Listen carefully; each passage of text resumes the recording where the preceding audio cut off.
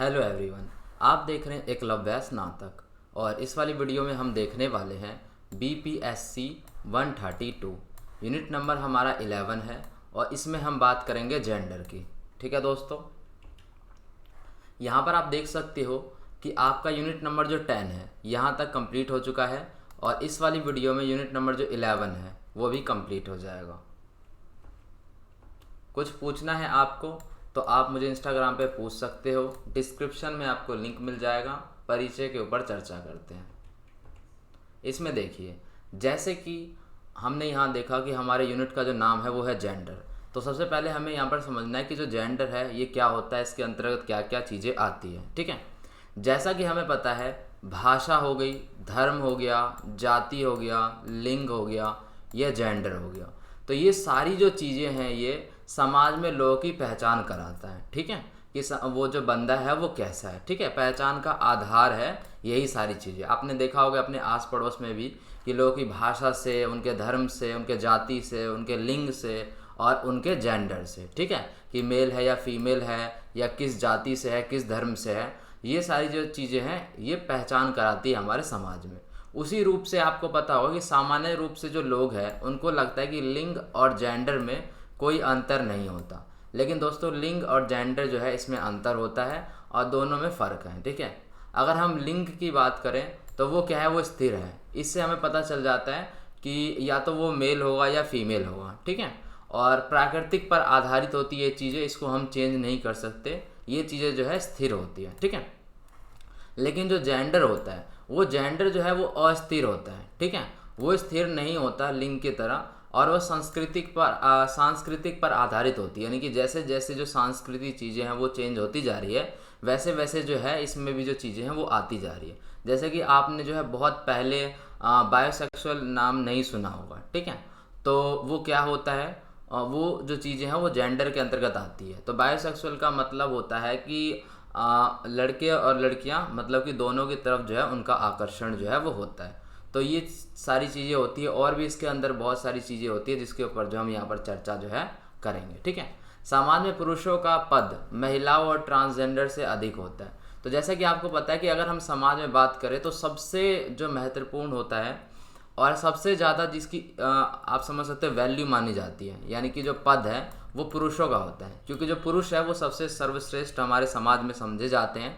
अगर हम बात करें, कंपेयर करें किनसे, महिलाओं से भी और ट्रांसजेंडर से भी। ठीक है, तो ये सारी जो बातें हैं ये आपको पता होगी। आगे बढ़ते हैं और यहाँ पर देखते हैं, तथा उन्हें महिला और ट्रांसजेंडर से अधिक स्वतंत्रता मिली हुई है। ठीक है, जो पुरुष है उनको हर एक चीज़ की स्वतंत्रता मिली होती है। आपको पता होगा कि आपके घर में क्या है, अगर आपके घर में आपकी सिस्टर है और आप है तो आपको क्या है, ज़्यादा वहाँ पर जो है स्वतंत्रता है वो मिली हुई है। ठीक है, कोई भी काम करने की, कहीं पर आने जाने की, ये सारी चीज़ें होती है हमारे भारतीय समाज में। जिस समाज में क्या है, पुरुष महिलाओं से अत्यधिक शक्तिशाली होता है उसे पितृसत्तात्मक समाज जो है वो कहते हैं। यानी कि वो समाज, जिस समाज के अंदर में पुरुष जो है वो शक्तिशाली है, किससे, महिला से, यानी महिला कमज़ोर और पुरुष शक्तिशाली, तो वो जो समाज है उसे कहते हैं पितृसत्तात्मक समाज। आपको पता है कि प्राचीन काल से ही, यानी कि अपने इतिहास में भी जब पढ़ा हुआ तो उसमें भी आपने समझा होगा कि पितृसत्तात्मक समाज जो है वो होता है। जो राजा महाराजा हुआ करते थे उनकी जो संपत्ति आगे चलकर वो जो है लड़के को दी जाती थी। ठीक है, पुरुष को दी जाती थी। तो हमारा जो समाज रहा है हमेशा से वो पितृसत्तात्मक समाज रहा है, उसमें लड़कों की जो है ज़्यादा वैल्यू की जाती है और लड़कियों को उनसे थोड़ा नीचे जो है समझा जाता है। और दूसरा कौन सा समाज होता है, दूसरा होता है जिस समाज में महिला पुरुष से ज़्यादा शक्तिशाली होती है। यानी कि एक समाज ऐसा जिसमें महिला जो है वो ताकतवर है और पुरुष जो है कमज़ोर है, तो वो जो समाज होता है उसको कहते हैं मातृसत्तात्मक समाज। ठीक है, तो ये आपको जो है यहाँ से इंट्रो जो है, बेसिक चीज़ें जो आपको परिचय है वो समझ में यहाँ पर आ गई होंगी। ठीक है, अब हम बात करते हैं यहाँ पर जेंडर एवं मुद्दे की। ठीक है, कि किस टाइप का जो जेंडर है एवं उससे रिलेटेड मुद्दे, उनके ऊपर हम यहाँ पर चर्चा करते हैं। तो जेंडर से संबंधित मुद्दे केवल महिलाओं और पुरुषों और ट्रांसजेंडरों की समस्या तक जो है सीमित नहीं है। इसका जो पूरा प्रभाव है ये पूरे समाज पर पड़ता है। ठीक है, जैसे कि अगर क्या करोगे, आप एक लड़के और एक लड़की कि बचपन की चीज़ों को एनालाइज करोगे तो आपको पता जो चीज़ें हैं वो अलग अलग मिलेंगी। आप अपने आप से ही देख सकते हो कि जब आप छोटे थे या आप बड़े हो गए हो, तो उसी से आप अपना कंपैरिजन करिए और आप अपनी बहन का कंपैरिजन कीजिए। तो आपको जो यहाँ पर अपने बचपन से लेके अभी तक की जो चीज़ें होंगी, उसके अंदर जो अनुभव होंगे, वो आपको अलग देखने को मिल सकते हैं। ठीक है, यहाँ लड़कों को लड़कियों की तुलना में ज़्यादा स्वतंत्रता मिली हुई है। आप चाहे तो है ज़्यादा देर तक जो है वो घर से बाहर रह सकते हैं। ठीक है, लेकिन आपकी जो सिस्टर है उसको जो कम स्वतंत्रता आपके तुलना में मिली होगी। ठीक है, उनको जल्दी घर आने के लिए बोला जाता है या बहुत सारी चीज़ें हैं, आपको पता ही होंगी। जबकि लड़कियों पर ज़्यादा पाबंदियाँ होती हैं। ठीक है, लड़कियों पर क्या होती है, बहुत ज़्यादा पाबंदियाँ होती हैं। उनको बहुत दूर नहीं जाने दिया जाता है, अकेले नहीं जाने दिया जाता है। ठीक है, पुराने समय में ये बहुत ज़्यादा थी, हद से ज़्यादा थी, लेकिन अब जो चीज़ें हैं वो थोड़ी थोड़ी जो कम है वो होती जा रही है। ठीक है, तो ये सब जो पाबंदियाँ हैं इनका असर पड़ता है उनकी शिक्षा पर। ठीक है, और उनके विवाह पर और सामाजिक रिश्ते जो होते हैं उन पर इन सभी का जो प्रभाव है वो पड़ता है। आपने देखा होगा कि हमारे समाज में क्या जो घरेलू हिंसा है, ठीक है, वो भी अत्यधिक है। जो पति पत्नी होते हैं या जो घरेलू हिंसा, जो घर के अंदर में जो लड़ाई झगड़े होते हैं वो बहुत ज़्यादा होते हैं। ठीक है, लड़कियों के साथ जो है काफ़ी सारी चीज़ें हैं उनको लेकर भेदभाव किया जाता है। आपको पता होगा कि पुराने समय में क्या है, लड़कियों को पढ़ने का भी अधिकार नहीं था।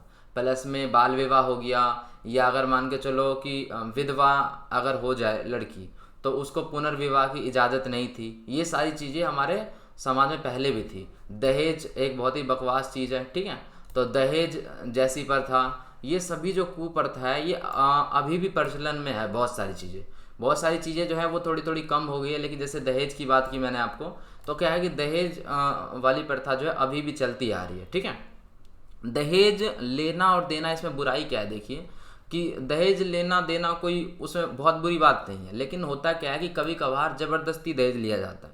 जैसे लड़कियों वालों की तरफ से क्या उनको बहुत जो है उनको दिक्कतें उठानी पड़ती है। तो इसलिए जो ये प्रथा है इसको अच्छा जो है नहीं माना जाता। ठीक है, जो खुशी से देने वाली चीज़ होती है वो अलग होती है, लेकिन यहाँ पर काफ़ी सारी जो दिक्कतें हैं वो लड़कियों वालों को होती है। तो आप समझ ही रहे हो ये सारी चीज़ें हमारे भारतीय समाज में होती है, तो आपको भी इन सभी चीज़ों के बारे में बहुत अच्छे से पता होगा। ठीक है, तो ये सारी बातें हैं। अगर हम यहाँ पर बात करें आगे जेंडर और आंदोलन, यानी कि जेंडर से रिलेटेड यहाँ पर जो आंदोलन भी हुए हैं कई बार, हम उसके बारे में यहाँ पर देखते हैं। देखिए भारत में क्या है, महिला आंदोलन की शुरुआत की अगर हम बात करें तो स्वतंत्रता प्राप्त करने से पूर्व ही हो गया था। ठीक है, उसी समय से जो है यहाँ पर महिलाओं को दिक्कतें थी, तो उस दिक्कतों को का समाधान ढूंढने के लिए यहाँ पर जो है अपने अधिकार को पाने के लिए उन्होंने कई बार क्या है आंदोलन भी किए हैं। महिलाओं को अधिकार दिलाने वाले समाज में जो बुराइयां हैं, ठीक है, जो मतलब महिलाओं को अधिकार दिलाना जो है बहुत ज़्यादा ज़रूरी है। अगर उनको बहुत सारे अधिकार से वंचित रखा गया है तो प्लस में क्या है, समाज में बहुत सारी बुराइयों को समाप्त करने के लिए बहुत सारे हमारे समाज में समाज सुधारक भी रहे हैं, जिन्होंने क्या है बहुत अच्छा काम किया है। ठीक है, जैसे कि आपको पता होगा पंडित ईश्वर चंद्र विद्यासागर के बारे में, या ज्योतिबा फूले के बारे में, या राजा राम मोहन राय के बारे में। ठीक है, ये बहुत ही अच्छा काम किया इन्होंने समाज में बुराइयों को ख़त्म करने के लिए, समाज सुधारक थे ये बहुत अच्छे। ठीक है, जैसे अगर हम बात करें यहाँ पर कि राजा राम मोहन राय की, तो इन्होंने सती प्रथा को ख़त्म किया, आपको पता है। प्लस में क्या है यहाँ पर पंडित ईश्वर चंद्र विद्यासागर की अगर हम बात करें तो इन्होंने क्या कहा था, 1850 में विधवा पुनर्विवाह को उचित ठहराया था। यानी इन्होंने कहा था कि विधवा अगर हो जाती है कोई महिला तो उसकी दोबारा शादी कराना एक ठीक बात है, एक अच्छी बात है। ऐसा नहीं कि वो पूरे जीवन जो है वैसे ही रहे।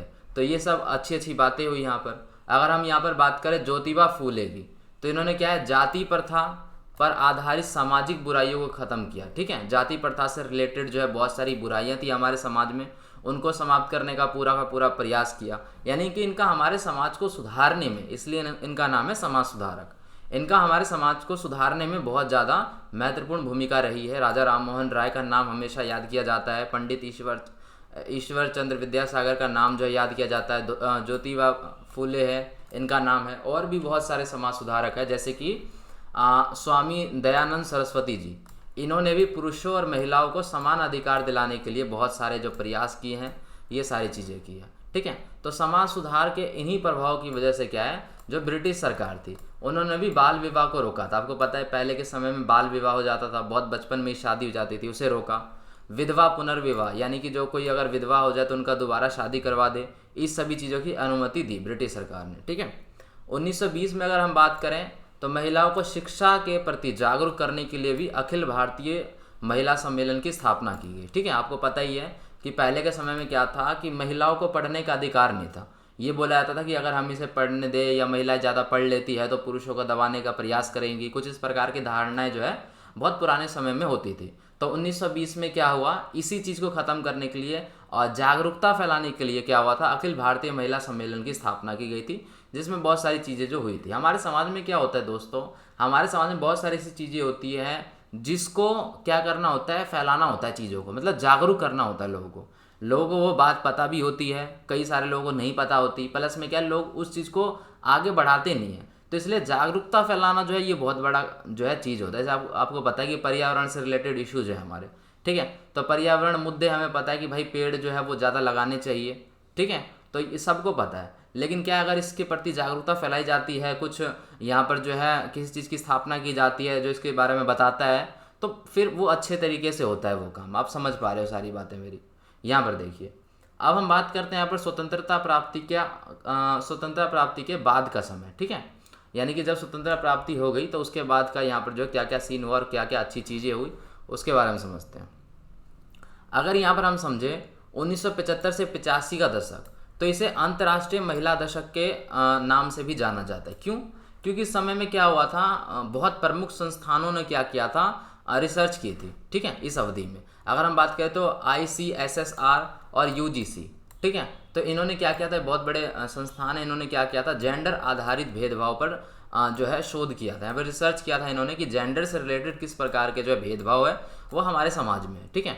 बहुत से विद्वान, बुद्धिजीवी तथा सामाजिक कार्यकर्ताओं ने क्या किया था, यहाँ पर जो बहुत सारे विद्वान थे या जो बहुत ज़्यादा समझदार है इस मुद्दे में, इस टॉपिक में, उनको क्या है, सामाजिक कार्यकर्ताओं ने क्या किया था, पुरुष का वर्चस्व समाप्त करने के लिए जेंडर आधारित और असमानता समाप्त करने का प्रयास किया था। यहाँ पर देखिए होता क्या है, यहाँ पर आप समझोगे पुरुष का वर्चस्व क्या है। तो दोस्तों देखिए होता क्या है, आपको पता है आजकल जो लेटेस्ट जनरेशन, उन्हें पता है कि यहाँ पर पुरुष और महिलाएं दोनों क्या है, समान है। ठीक है। ना तो ये इससे ऊंचा है और ना ये उनसे ऊंची है। ठीक है। यानी कि मेल और फीमेल जो उनको बराबर समझना चाहिए, दोनों को समान अधिकार देना चाहिए। तो ये सारी चीज़ें आप समझ पा रहे हो। तो ये क्या है कि अगर उस समय पुरुष का वर्चस्व है तो उसे ख़त्म करने का यहाँ पर प्रयास किया गया और महिला आंदोलन ने भी इसे सक्रिय भूमिका निभाई। ठीक है। महिला आंदोलन जो है वो भूमिका निभाती है। ठीक है। ऐसा नहीं होना चाहिए किसी भी चीज़ पर कि जो महिला है वो ऊपर होनी चाहिए या जो पुरुष है वो नीचे होना चाहिए। दोनों को समान अधिकार होना चाहिए और दोनों एक दूसरे की बातों को समझना चाहिए दोनों को। ठीक है। ये सारी चीज़ें होती है। अब यहाँ पर जेंडर से रिलेटेड बात कर रहे हैं तो इसमें जेंडर से रिलेटेड जो बात है वो अलग है। इसमें क्या है, इसमें जो जैसे कि मैंने आपको बायोसेक्सुअल बताया, और भी बहुत सारी चीज़ें होती हैं। तो इसमें क्या है, इसमें भी असमानता जो है फैली हुई है बहुत सारी। तो उसमें क्या है कि आपको पता होगा कि सुप्रीम कोर्ट ने बहुत सारी चीज़ों को यहाँ पर जो है लीगल कर दिया है, जैसे कि हम आगे बात करेंगे। यहाँ पर देखिए इससे संबंधित आगे होगा महिला समानता आंदोलन। तो महिलाओं ने क्या किया, बहुत सारे जो है आंदोलन किए जिसमें उनको जो है समानता के लिए आंदोलन किया। उन्होंने पितृसत्तात्मक ढांचे का समाप्त करना चाहा। उन्होंने कहा कि पितृसत्तात्मक जो समाज है वो नहीं होना चाहिए, उनका ये मानना है। उच्च जाति की जो महिला थी उनको जेंडर भेदभाव से पीड़ित थी, जबकि जो नीची जाति की जो महिलाएं थी उनको अन्य प्रकार के बहुत सारे जो भेदभाव का सामना है वो करना पड़ता था। ठीक है। अब यहाँ पर समझिए एक चीज़, LGBT, ठीक है, LGBTQ या ट्रांसजेंडर, इनसे संबंधित यहाँ पर समझते। देखिए बहुत सारी चीज़ें होती हैं LGBT में। इसमें क्या होता है, लेस्बियन होते हैं, गे होता है, बायोसेक्सुअल होता है। ये सभी क्या है, ये सभी वो है जो थोड़े आपको सुनने में थोड़े अलग लगेंगे। ठीक है, जो थोड़े अलग होते हैं। जैसे कि अगर हम यहाँ पर बात करें बायोसेक्सुअल का, मैंने आपको बताया कि इसमें क्या है कि लड़कों और लड़कियों के प्रति, यानी कि दोनों के प्रति क्या होता है, इसमें आकर्षण होता है। ठीक है। इसमें क्या होता है, इसमें जो समान जो वो लिंग होते हैं उनके प्रति आकर्षण होता है। ठीक है। तो ये सारी चीज़ें होती है। 2016 के अनुसार अगर हम बात करें तो ट्रांसजेंडर विधेयक के अनुसार ट्रांसजेंडर वो व्यक्ति है, यानी कि 2016 में क्या हुआ था, एक विधेयक जो है वो हुआ था। उसके अनुसार क्या है कि ट्रांसजेंडर वो व्यक्ति है, ना तो पूरी तरह नारी है ना वो पूरी तरह पुरुष है। पुरुष एवं नारी का मेल है और ना तो नारी है ना ही पुरुष है। ठीक है। तो ये सारी चीज़ें, यानी आप इसे जब डिटेल में पढ़ोगे, गूगल करोगे, तो इन्हीं सब टॉपिक के ऊपर में क्या है आपको और अच्छे से जो है समझ में आएंगी चीज़ें, ठीक है। अगर हम बात करें सर्वोच्च न्यायालय द्वारा, तो 6 सितंबर 2018 में समलैंगिकता को इन्होंने वैध घोषित कर दिया था, यानी वैलिड जो है कर दिया था। अब समलैंगिकता क्या होती है? समलैंगिकता का मतलब होता है कि सेम क्या कहते हैं, सेम जो लिंग वाले लोग हैं, मतलब कि जैसे मेल है तो मेल के साथ शादी कर सकता है, जो फीमेल है वो फीमेल के साथ शादी कर सकता है, ठीक है। तो इस तरीके की जो चीज़ें होती है, और इसमें क्या होता है, इसके पीछे वाला जैसे मैंने आपको बताया था, लेस्बियन में क्या होता है कि जो दोनों फीमेल जो है उनके प्रति आपस में जो है वहाँ पर होता है आकर्षण होता है, ये सारी चीज़ें होती हैं। 15 अगस्त 2019 में लोकसभा में ट्रांसजेंडरों के अधिकारों की रक्षा करने के लिए क्या हुआ था, बहुत सारे यहाँ पर रक्षा विधेयक हुआ था जो 2019 में पारित हुआ था, ठीक है। इसके अनुसार क्या हुआ था, ट्रांसजेंडरों की शिक्षा, उनका रोजगार, स्वास्थ्य संबंधी सेवाओं पर और इन सभी चीज़ों पर ध्यान दिया गया था। प्लस में भेदभाव को जो है यहाँ पर गलत कहा गया था, ये सारी चीज़ें थी। इसके अलावा इन्हें कहीं भी रहने के लिए, घूमने के लिए, प्लस में संपत्ति रखने के लिए इन सभी चीज़ों का अधिकार दिया गया था, ठीक है। चाहे वो, अगर हम बात करें यहाँ पर सारी चीज़ें आपको समझ में आ गई होगी, तो यहाँ पर जो मेन बात है वो ये है कि चाहे वो पुरुष हो या महिला हो, ठीक है, या चाहे वो किसी और जेंडर से हो, तो इन सभी चीज़ों को क्या है समान समझना है, समान अधिकार दिए हुए हैं, ठीक है। समाज में भी समान इनको दर्जा दिया जाना चाहिए, इन सभी चीज़ों के ऊपर था हमारा ये यूनिट, ठीक है। टेलीग्राम और इंस्टाग्राम का लिंक जो है आपको डिस्क्रिप्शन में मिल जाएगा, आप वहाँ पर जो है जुड़ सकते हो हमसे, ठीक है। वीडियो आपको पसंद आए तो आप लाइक कर सकते हो, कमेंट कर सकते हो, शेयर कर सकते हो, साथ ही अपने चैनल को सब्सक्राइब कर ले और बेल नोटिफिकेशन आइकन को प्रेस कर ले, जिससे नई वीडियो की नोटिफिकेशन आपको मिलती रहेगी। तो धन्यवाद दोस्तों, मिलते हैं नेक्स्ट वीडियो में।